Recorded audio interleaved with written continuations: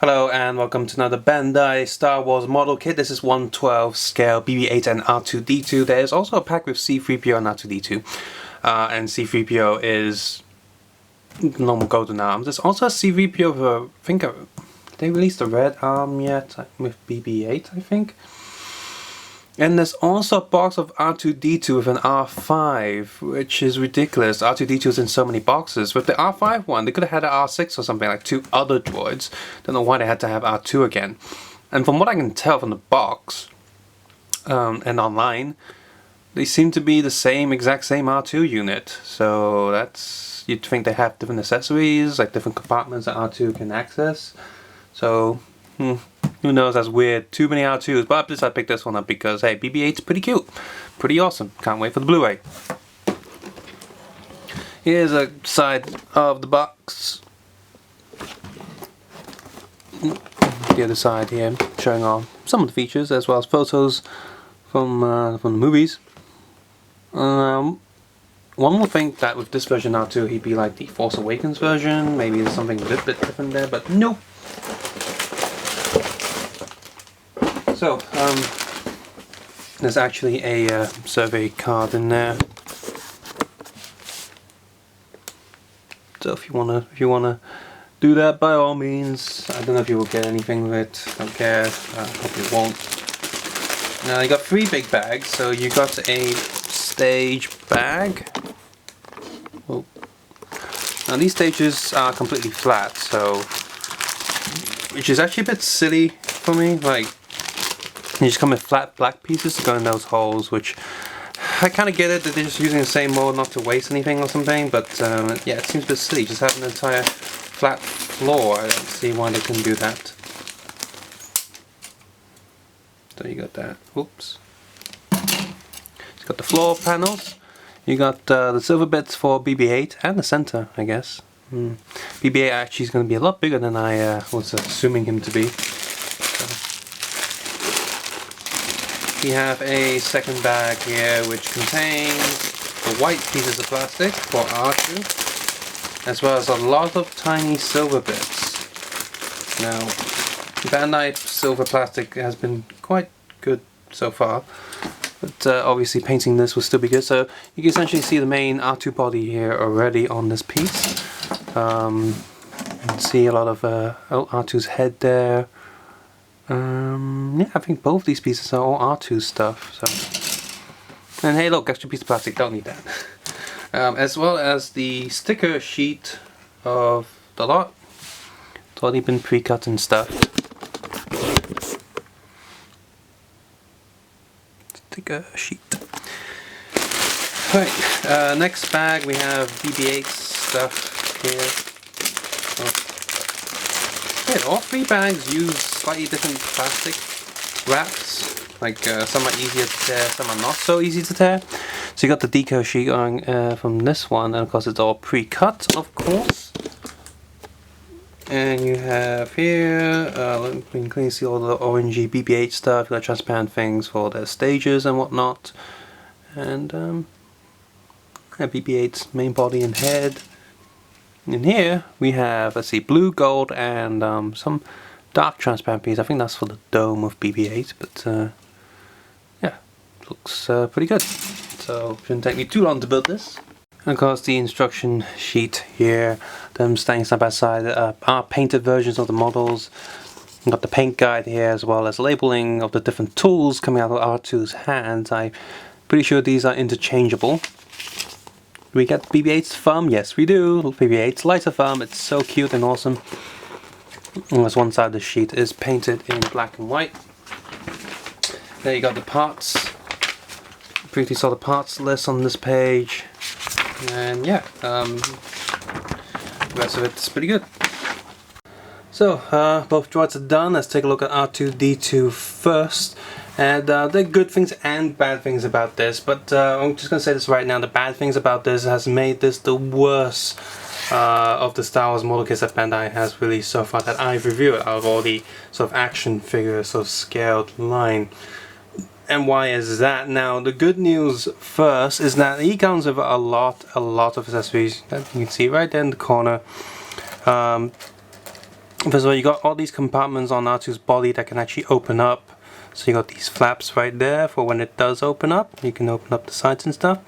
And let's see, you have, this is like a radar. You see an Empire Strikes Back. I'm going to zoom in now. The Empire Strikes Back radar thingy that he uses. We have a little electric thing that he zaps people with.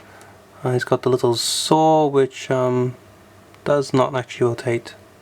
So, actually no, it doesn't. Yeah, no, I'm sorry, it does rotate. It's pegged in.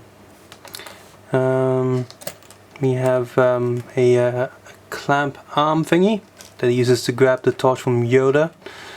And this stick, oh, this will be the thing that he plugs into the computer terminals, I believe. You got some smaller flaps, 4 flaps. Oh, you got this one, like a little light thing that he uses. In the Swamps of Dagobah, he used this one. And yeah, you got those, and you also have a blue flap in open position. So that's all fine and dandy, and it's great that you got all these options that you can use and customize. That's in theory great. The downside is these door panels are kind of okay, but they're still kind of loose. If you don't look, it just comes out. So that's not good. The worst part is the top, these blue panels at the top there. Well, they need to come off, and there's no hinge or anything. In fact, there's not even really a peg holding them down. See, look, just like that, a few of them come off. I just rub my hand on it, a few more come off. Only these two really stay in there, because these are meant to stay in. And that's very frustrating, so I recommend using a bit of blue tack or something just to keep them in place. And he does have the extra leg in there, so what you have to do is you got to remove his top head and just push that down. Which is fine, I guess. I don't mind that too much. So anyway, that leg comes down, and so R2-D2 is quite articulated. Obviously you got the rotating head, you got the 2 legs, and you got the hinge down there, as well as the hinge on this, and of course it goes in and out. And yeah, just for the annoyance here, I'm rating this. It just really bugs me because all the other model kits that they've done doesn't require any glue or anything that you don't want to put there just to keep it secure. Whereas this one, you kind of do need that. Does this come out anymore? No. So the good thing is the molding detail is still spectacular. When you do paint this, I haven't painted this yet, but when I do eventually paint this will look so great. And it's got these tiny little golden shoes, which are made of softer materials, so they don't break as easily. And the glass piece there is a transparent plastic, of course. Still, it's good to have lots of accessories. Just as for BB-8, he actually has an extra peg there for the top piece for one of the body. The way it's done, this actually plugs the head in to keep it secure, but I've used the default setting, which you'll see in a sec, which I don't need this. Don't need that. Spare antennae.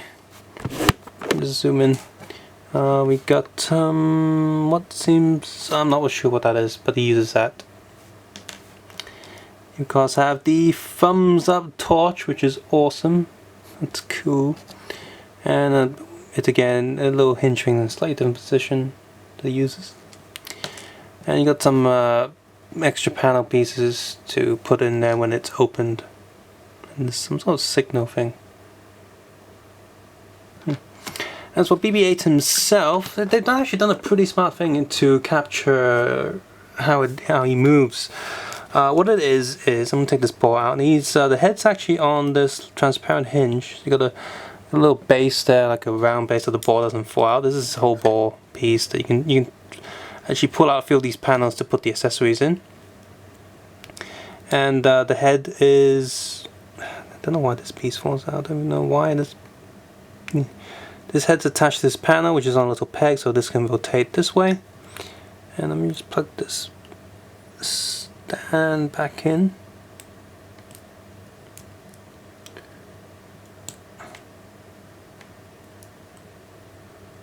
Well, as in as I can. And there's actually a little bump there, just enough that this ball actually feels like it's clipped in. Like so. So now you can do the little ball rotating thing just like how he moves. If you want his head to go sideways and such, there's actually another joint there, so you can make the head go like up or down. So he's like woo. or whatever he does. So BB-8 is definitely the highlight of this box. R2 does look good, but you probably want to like use a bit of glue here or there just to make it a bit better. So yeah, I mean overall it's still probably the best sort of action figure you can get if you don't mind building it in this scale, and so I do still like that. And yeah, so you can just decide if you want this or not. If I remember, R2-D2 was also released with an R5 unit. So if you do want the R5 unit and you pick that up, you can probably consider gluing one of the R2s down and having the other one as that's the one with all the accessories coming out. Or alternatively, you can get BB-8 with a C-3PO, I believe, but that's with the plastic red arm. And just paint that gold. And C-3PO also comes with R2-D2. So the three boxes with R2-D2, and 2 boxes with BB-8, and 2 with C-3PO, 1 for a red arm, and 1 box that just has an R5. I believe that's how they've been spread out. So plenty of easy ways to get yourself an R2 or BB-8 unit. Subscribe, suggest, and comment below, and guys, take care and have a nice day. Bye.